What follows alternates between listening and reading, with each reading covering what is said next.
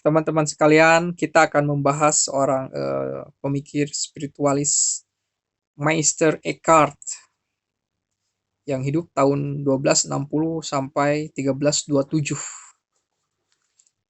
Mr. Eckhart tertulis, mereka telah menjadi kaya dalam segala hal. Sebenarnya ini tidak bisa terjadi jika mereka tidak terlebih dahulu menjadi miskin dalam segala hal. Barang siapa ingin diberi segalanya harus terlebih dahulu menyerahkan segalanya.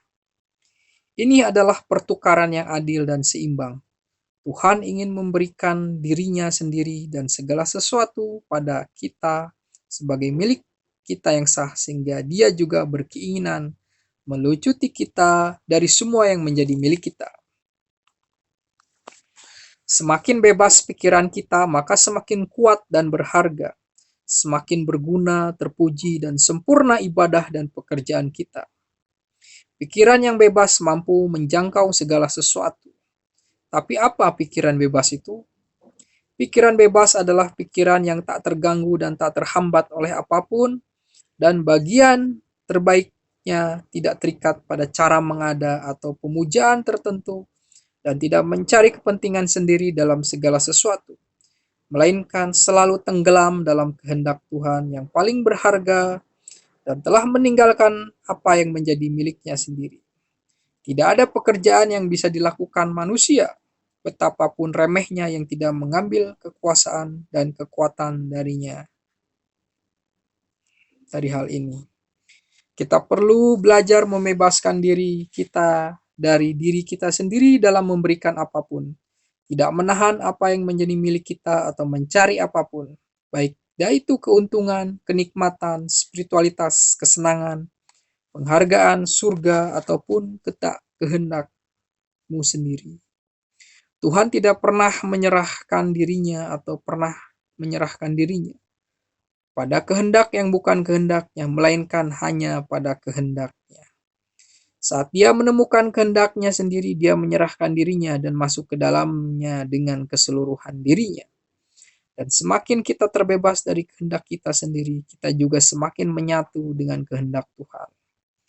Jadi kita tidak cukup menyerahkan diri sekali bersama dengan segala yang kita miliki dan yang mampu kita lakukan, namun kita harus memperbaharui diri kita terus-menerus hingga mampu mempertahankan kebebasan dan kesederhanaan yang kita dalam segala hal.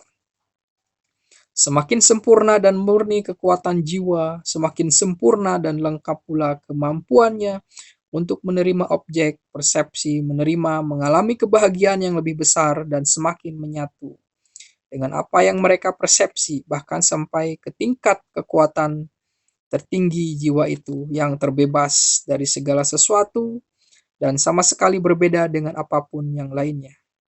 Dan bahkan ia mampu mempersepsi Tuhan itu sendiri dalam keluasan dan kesempurnaan adanya. Seorang yang adil tidak mencari apapun melalui pekerjaan-pekerjaannya, sebab mereka yang pekerjaannya diarahkan untuk tujuan tertentu atau yang bertindak dengan alasan tertentu, dalam benak mereka tergolong kaum pelayan dan orang-orang sewaan. Jadi jika kau ingin dibentuk dan diubah menjadi adil, jangan mengharapkan imbalan tertentu dari pekerjaanmu. Dan jangan memakai alasan tertentu baik dalam hal waktu maupun kelanggenan, baik imbalan maupun berkah, baik itu maupun ini. Pekerjaan yang demikian itu sesungguhnya telah mati.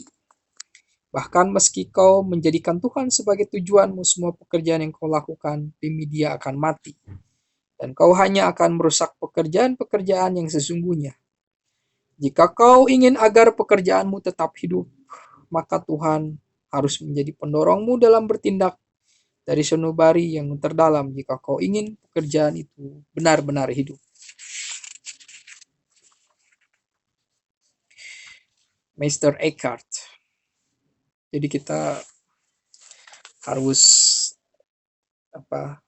bekerja itu karena dorongan virtu, keutamaan Tuhan, dan tidak mengharapkan suatu kebaikan. Karena ketika kita mengharapkan suatu imbalan, pekerjaan itu sudah mati saat dilakukan. Ya, ini suatu renungan yang sangat spiritualitas sekali ya. Kita harus menjadi manusia bebas yang tanpa terikat dengan suatu imbalan, tak terhambat oleh apapun juga. Suatu renungan di pagi hari tentang Mr. Eckhart. Baik, terima kasih.